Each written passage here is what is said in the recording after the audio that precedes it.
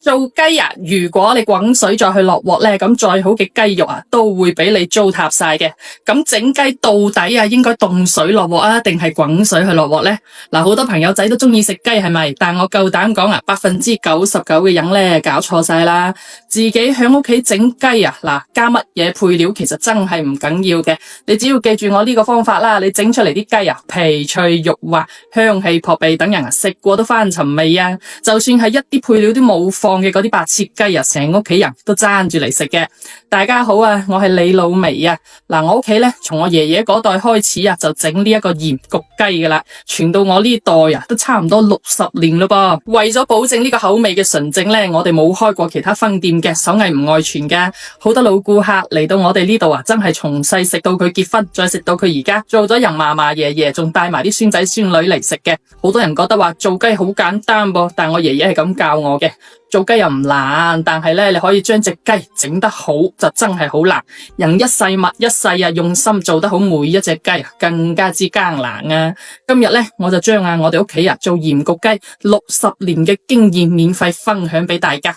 如果你整出嚟啲鹽焗雞硬係甩皮甩骨，仲鞋濕濕，俾你屋企隻旺財都唔食啦係嘛？你記得我呢3個細節，尤其是係最後一個嗱，等你睇完我呢條視頻都能夠整得到好似我哋咁樣皮脆肉滑嘅雞肉嘅。嗱，今日咧我就以我哋屋企嘅金漆招牌呢個鹽焗雞為例，將呢個方法免費分享俾大家。需要幾分鐘時間就可以整到鮮嫩多汁、香氣撲鼻嘅黃金鹽焗雞啦。記得同我點翻個唔使錢嘅小紅心同大拇指，方便日後你想對住嚟做嗰陣，仲揾得到我呢條視頻。第一步將呢隻睇落去唔係幾乖嘅雞洗乾淨之後，放一個療程嘅鹽同隻雞做個全身嘅按摩，咁樣不單止可以去除雞皮上面嗰啲污糟邋遢嘢，仲可以同佢鬆下筋、化下皮，更加之入味嘅。沖洗乾淨之後，就用半隻新鮮嘅檸檬捽勻佢全身，咁樣嘅好處咧係去除嗰啲腥味嘅同時，增加一層檸檬嘅清香。第二步，拎起一壺滾水，兜頭兜面淋落隻雞度，等啲雞皮收縮緊致，咁樣咧就係啲雞皮Q 彈爽口嘅一個秘訣嚟嘅。第3步嚟啦，隻雞好唔好食呢？關鍵在於呢個鹽焗雞粉嘅選擇。你只要往雞裏面加少少鹽焗雞粉，其他嗰啲乜嘢鹽味精糖都唔再放噶啦。然後接住落嚟加一殼96年本地畢業嘅花生油，捽勻佢全身。記住雞肚裏面都捽勻佢然後等佢瞓翻20分鐘。之後咧，電飯煲底度搽一層油，鋪一層薑蔥，防止黐底。將隻雞放落去，倒入剩低嗰啲醬汁，一滴水都唔使俾。按正常煮飯鍵，大概40到50分鐘之後，大功告成，有得食啦。